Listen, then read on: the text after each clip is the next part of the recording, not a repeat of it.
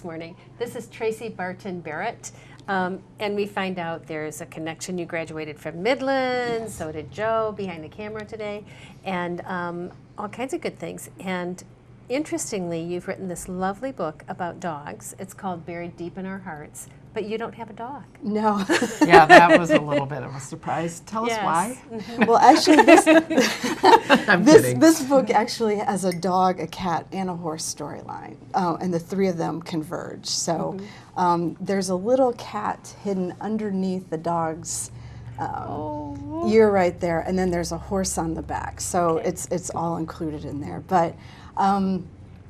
But yeah, with traveling so much right now, and I teach full time, it's difficult to have a dog. So, but any dog that walks by, I'm right there. Yeah. I'm eagle eye on. So someday I'll have a dog. So is this your first novel? It is. It is. It's the closest I'll get to giving birth. So it's my baby.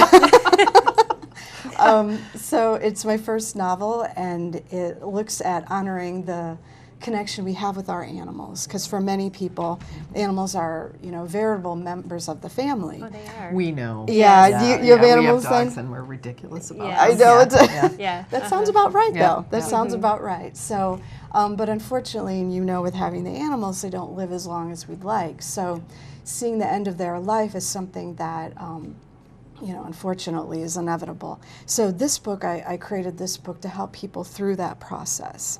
So it's a novel where people could, see themselves in it at their own rate, rather than a self-help book where it's right there. So, it's more discreet, but I do some understanding of the process of grief, because that's my background as well. So I'm a counselor that also helps with people.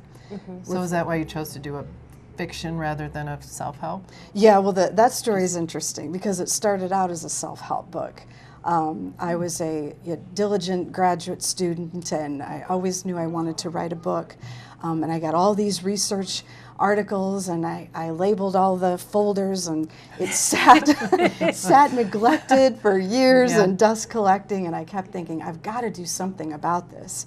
And then one day around the anniversary of the little kitty, the kitty in the book, his name is Kimball, around the anniversary of his death, thank you, it hit me to make it fiction. But the irony is I never read fiction. Oh. So my mom said, you know what fiction is, right? There are characters and motifs, Yes, and right. I said, yes, I do. And so it just, these characters just needed to tell their story. So I feel like this came from something bigger than myself. It's inexplicable. Interesting. We hear that a lot. Yeah. That the character writes themselves. They do. That it just, They do. You become like the medium for their personality and their voice. That's how I felt. Really? That's how I felt. So Wow. So it wasn't hard. I just think you go from fiction or nonfiction to fiction, it just seems scary. yeah, well, it was. I mean, I'm typing. I'm like, what am I doing? But it's been well received, and a lot of people have said it's helped them. So that was my main intention, was to create kind of a go-to book for pet loss. There are book club discussion questions in the back, as well as resources for people too. So, and a list of characters in front.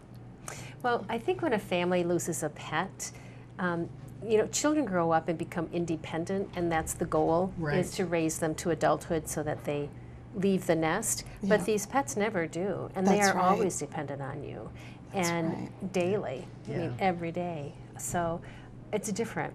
It is. And when that loss happens, it's a daily loss. It hits really hard. It is. It's a part of the routine. Sure.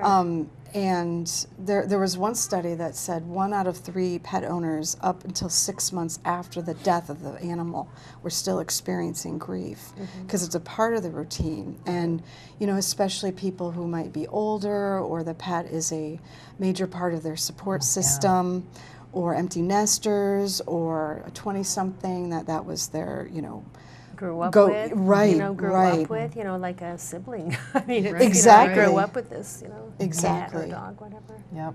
So it's a grief that might not be looked at in the same way.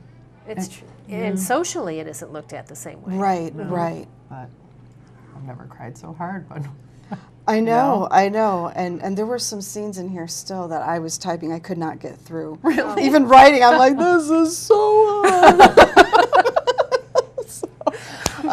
But I will say it has a good ending, and the message is supposed to be uplifting. Right, that's right. my. You gotta get through the hard parts. That's right. Yeah, that's yeah. right. And you set this in Woodhaven.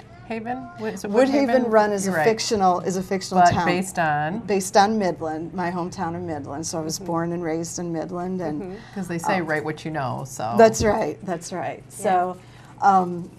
So it's just kind of an homage to not only the animals in my life, but to Midland as well, even though I'm living in North Carolina now. So yeah, living in where it's warm. That's right. I know, that's why I'm bundled up today. Yeah, It's 50, so That's right. That's right. Cold for you.